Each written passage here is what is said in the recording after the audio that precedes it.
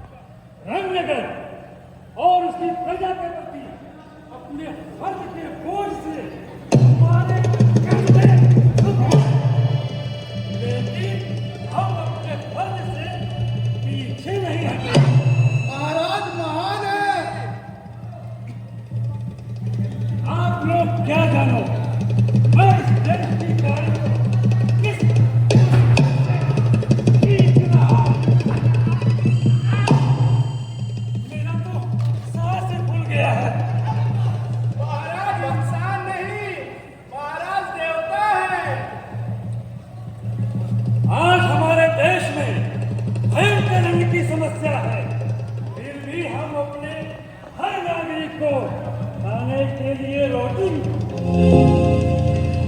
पहनने के लिए कपड़ा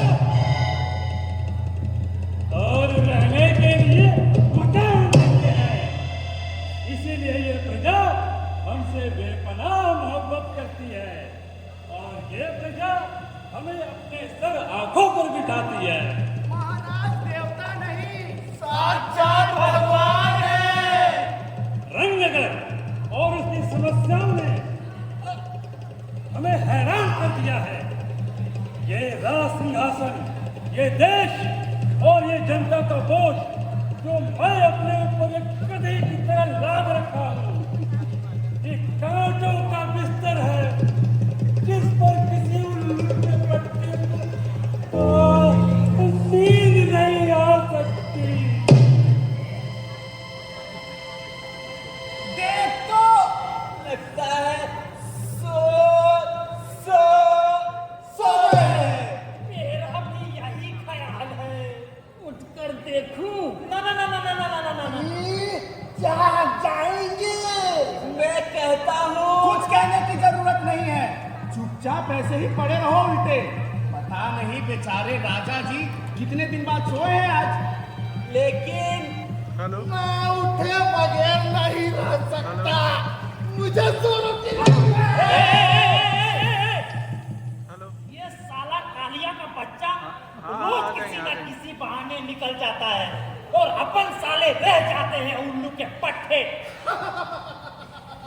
मेरा तो बदन ही छिल गया है, जब से पैदा हुआ हूँ रोज यही। हाय, अपने बाप दादा भी यही मुद्रा बनाया करते थे रोज। और उनके बाप दादा भी। हाय, क्या हुआ?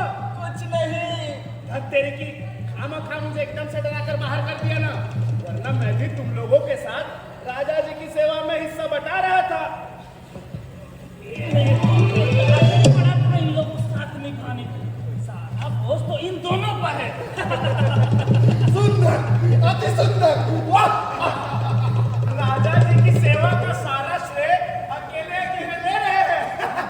इनके बाप दादा भी हमारे बाप दादा के साथ इसी तरह बेईमानी किया करते थे।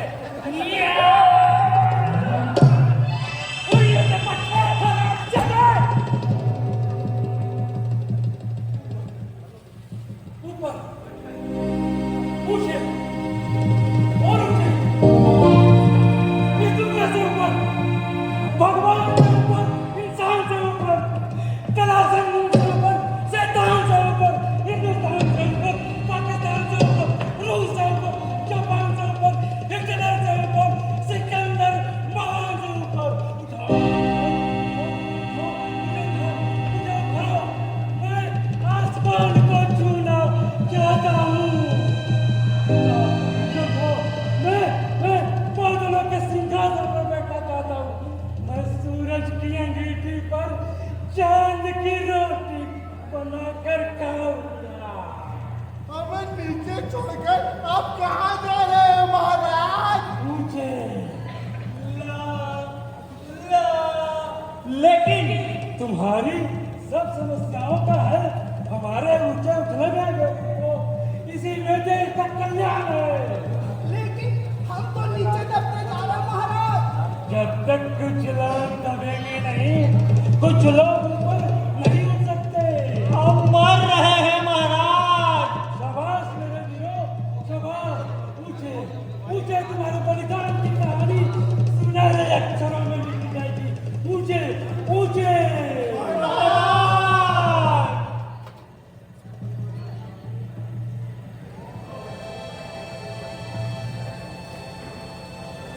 इन्हें देख रहे हैं आप, और इस मुद्रा को सत्ता और शक्ति की सनक का शिकार एक व्यक्ति और एक की सनक के शिकार अनेक व्यक्ति, 5, 10, 100 या 1000 नहीं, अनगिनत लोग।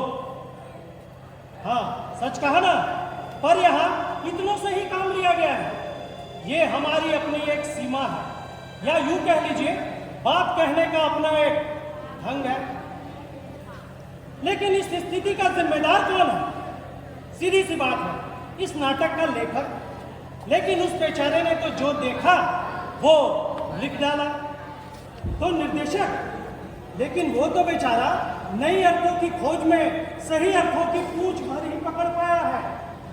तो क्या आप, अरे आप तो तालियां बजाने या हूट करने के सिवाय कुछ कर भी नहीं सकते। तो क्या जिम्मेदार मैं हूं? लेकिन मैं तो एक इनकलाबी किस्म का पात्र हूं। लेखक ने बड़े ही जोरदार इनकलाबी संवाद लिखे हैं मेरे लिए। और ये मेरे कपड़े देख रहे हैं आप, परंपरागत इनकलाबी रंग। यानी कि निर्देशक ने मुझे इनकलाब जिंदाबाद का जीता जागता पोस्टर बनाकर मंच पर धकेल दिया है। लेकिन दोषी का पता लगाए बिना इनकलाब आएगा कैसे? ये शोषक राजा ही सारे फसाद की जड़ है। मैं अभी इसे मजा चखाता हूं। लेकिन सत्ता और शक्ति की भूख किसे नहीं होती? क्या आप, मैं, हम सब नहीं चाहते कि हमारे एक हाथ में सूरज, दूसरे में चांद हो और दुनिया हमारी जेब में हो? तो तय रहा, यही जिम्मेदार है। ये खुद इस स्थिति के जिम्मेदार है। लेकिन ये तो निर्जीव है, निष्प्राण, लेकिन इनमें जान डाली जा सकती है। मेरे वो इनकलाबी संवाद किस काम आएंगे?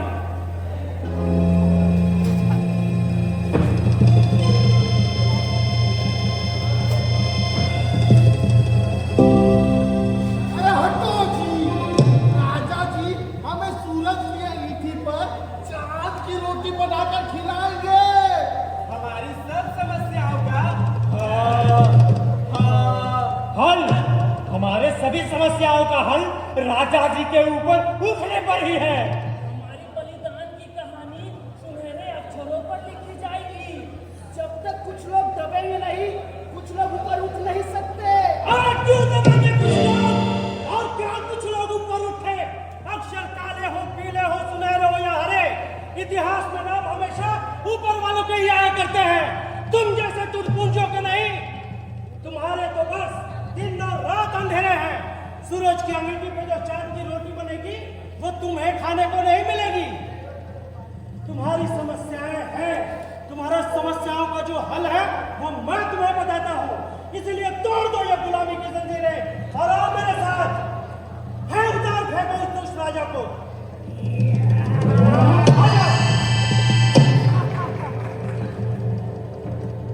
योजनाएं, उन्नति, आम चुनाव, जनता के प्रतिनिधि, ऊंच नीच, भेदभाव, जात पात, संपूर्ण क्रांति।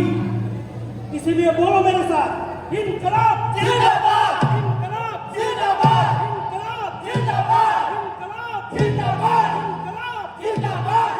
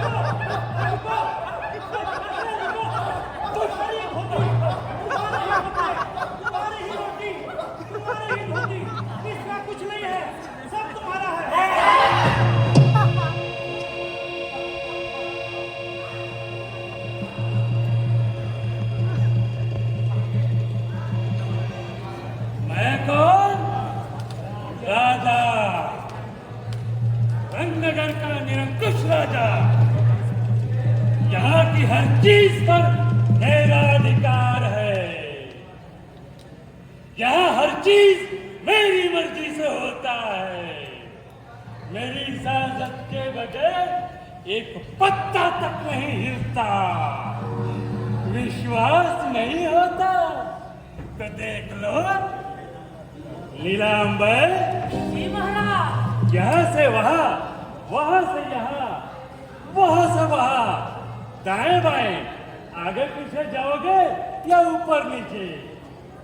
महाराज बोले दाएं जाओ तो हम सब दाएं जाए, महाराज बोले बाएं जाओ तो हम सब बाएं जाए, महाराज बोले ऊपर तो हम सब पेड़ में चढ़ जाए, महाराज बोले नीचे तो हम सब जमीन में समा जाए, लेकिन महाराज राह तो दिखाए।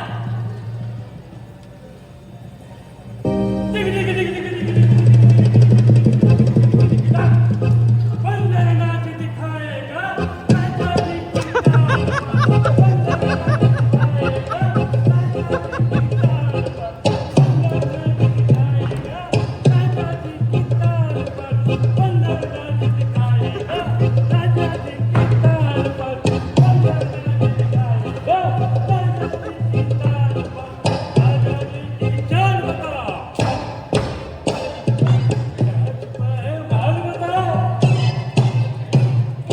जनता का तू हाल बता। बंदरनाथ दिखाएगा राजा जी की ताल पर, बंदरनाथ दिखाएगा राजा जी की ताल पर। हिंदू, मुस्लिम, सिख, ईसाई, हिंदू मुस्लिम सिख ईसाई कोई नहीं है भाई भाई, हिंदू मुस्लिम सिख ईसाई कोई नहीं है भाई भाई।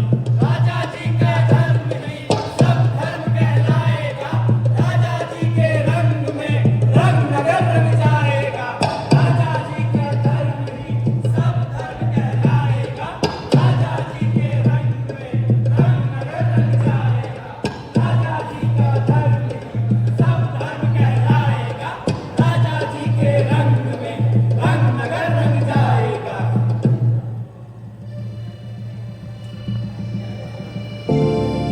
बोल संगी महाराज की।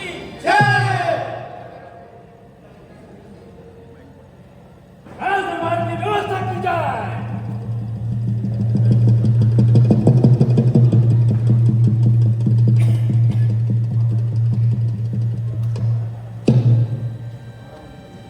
सावधान सावधान, होशियार होशियार, महाराजा धीरज न्याय सभा में पधार रहे हैं।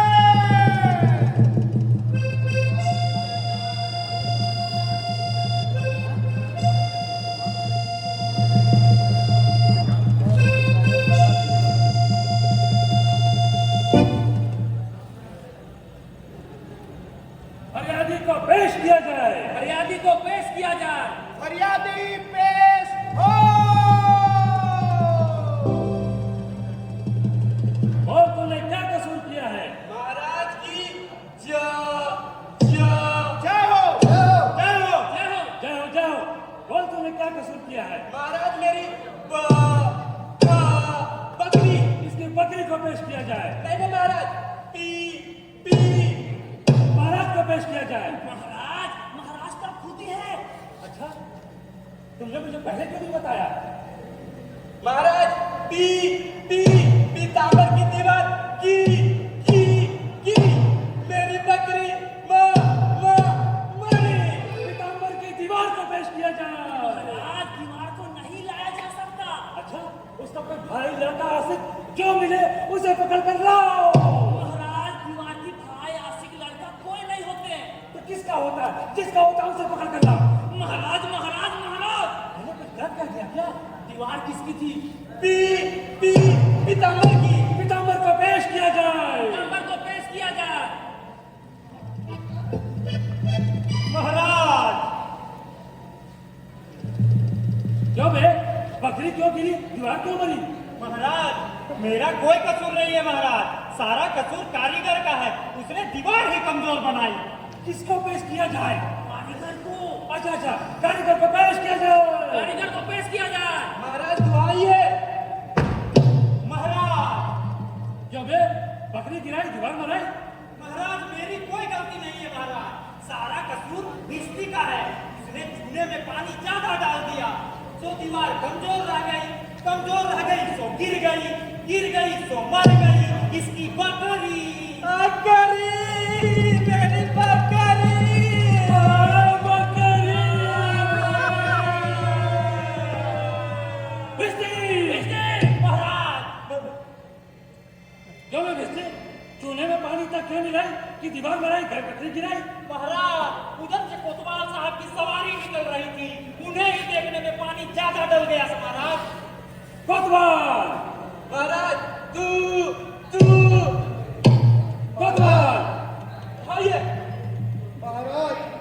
जबे कोतवाल सवारी घुमाई घुमाई दीवार मिलाई मिलाई पानी दबाई भाई पगड़ी घुमाई फांसी लगाई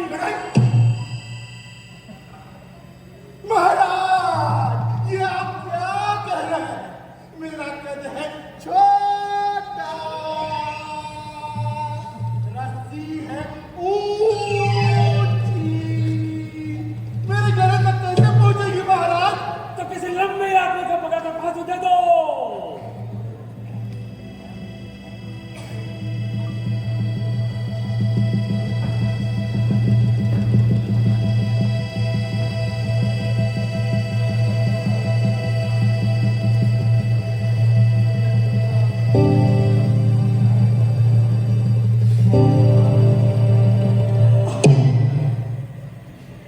वारे हमारे सर की राजा। वहरे तेरी न्याय कहानी। या पानी का दूध और दूध का पानी। हरिया महाराज। एक बात बतलाओगे? बतलाऊंगा। भला ये घर है किसके? राजा जी के। ये दरवाजे, ये खिड़कियां, ये है किसके? महाराज का, सब महाराज का। खेत वो जिसमें हल तुम्हारा चलता है, मालिक कौन है उसका? आपका, सब आपका महाराज। और ये धोती धोती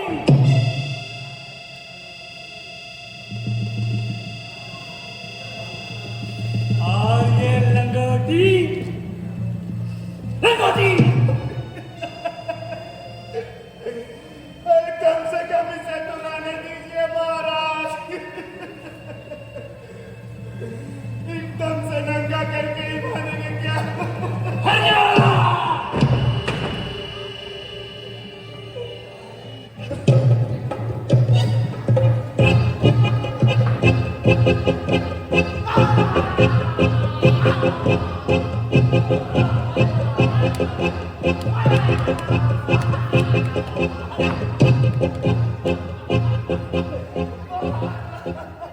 दो कदम अपने मर्द या दो कदम मेरी आत्मा की आवाज नहीं जा सकती। मुझे इंसाफ चाहिए, इंसाफ दो। अपना घर है, ईमान है।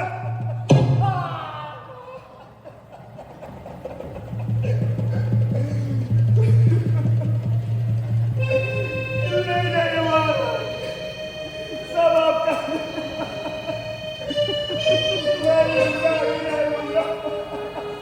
नहीं जाऊंगा, आपकी आज्ञा के बिना कहीं नहीं जाऊंगा। मेरी अपनी कोई आवाज नहीं है। मैं कुछ नहीं कहूंगा, कुछ नहीं कहूंगा। महाराज का इंसाफ ही न्याय है। मेरा अपना कोई धर्म नहीं, राजा का धर्म ही मेरा धर्म है।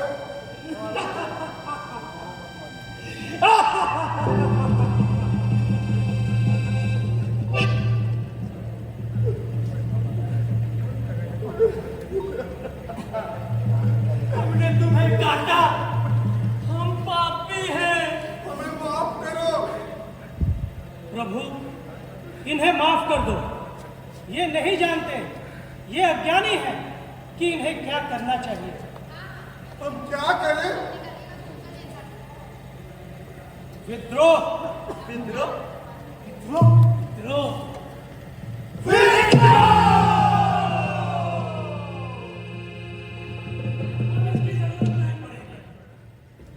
अभी भी मुझे रंग नगर के देवता ने दर्शन दिए और कहा, हे राजन, मैं तुम्हें रंगनगर के शासन से मुक्त करता हूँ। रंगनगर की प्रजा अब बहुत समझदार हो गई है। वे अपनी और अपनी संपत्ति का बंटवारा खुद कर सकती है। बंटवारा? यहाँ कोई बंटवारा नहीं होगा। बंटवारा नहीं होगा तो सबको अपने अधिकार कैसे मिलेंगे? जो घर पीताम्बर का है वो किसी और का कैसे हो सकता है? और जो घर पीताम्बर का है उस पर कोई अपना दावा कैसे कर सकता है?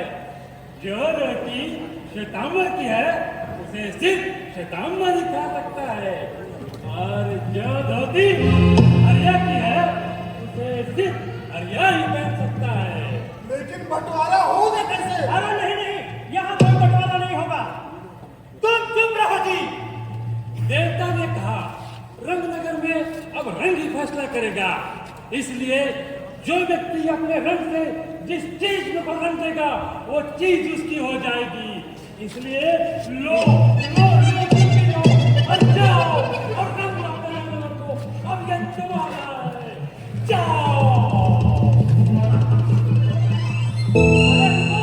अरे रुको, ये सब कुछ तुम्हें बहका रहा है, तुम्हें बहका रहा है।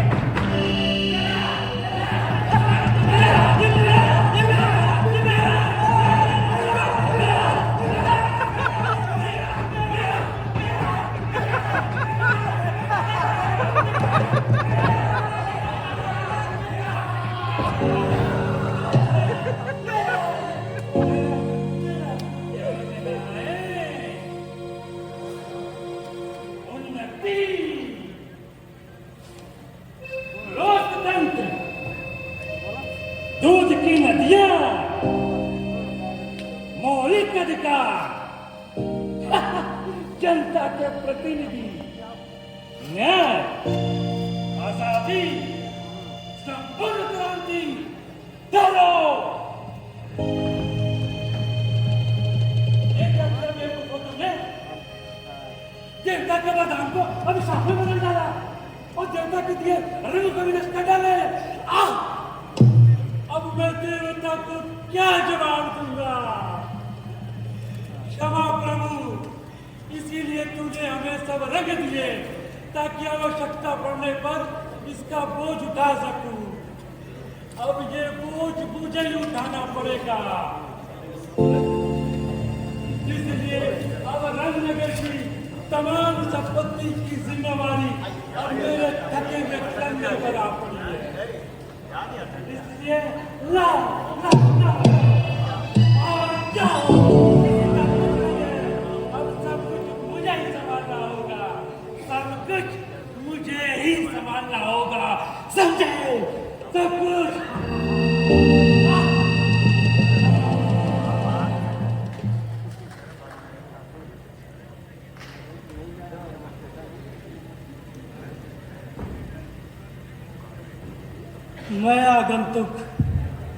मैं आगंतुक दूर देश से आया, गया जहां भी लोगों को जीने का सबक सिखाया, पर हाय कोई समझ न पाया, कोई समझ न पाया।